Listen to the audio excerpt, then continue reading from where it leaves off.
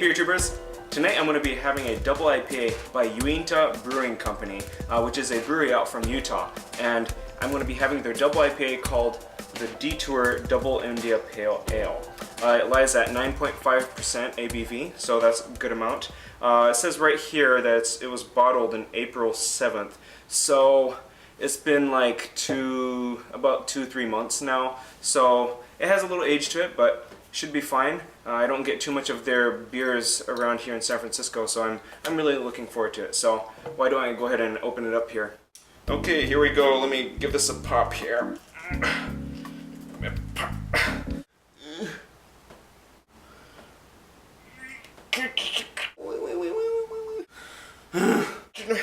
Why? This thing's stuck. Dang it, Uinta.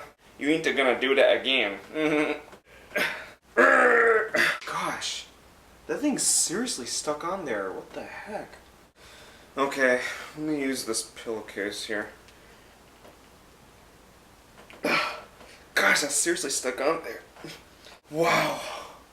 I'm surprised it's not coming out by itself. Oh, gosh. This better be a good beer because that took forever to open up. Okay, so anyways, the Detour Double IPA, the color is quite dark in color. It's got this dark amber, but it's somewhat clear, but it has a little bit of haze to it. It's got about a 2-finger head. Let me check the aroma. Oh yeah, so it's got some of these tropical fruit smells to it. It has tangerines, some mango.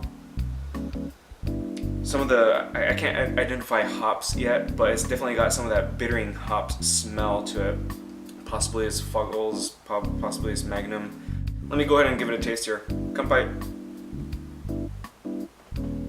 So yeah, right off the bat, I got some of that sweet citrus, tropical fruit kind of taste, but immediately the carbonation hits, and so you get some of that crispness that hits you with, you know, like the hops. You definitely get some of the dryness. The aftertaste is dry. Some American double IPAs definitely could have this syrupy sweetness that kind of just lingers on, but it's actually very dry, crisp, clean, and it's really nice. Now, it does hide the alcohol really well. It's 9.5% as I said, and I don't really taste it too much. And considering the color, I would expect some darker flavors, but I don't really. I definitely get some of the more crispier, lighter fruits in it. I mean, if the color and the taste were to match, I would expect this to have a little more of an orange color rather than this ruby red color. Yeah, it's pretty good.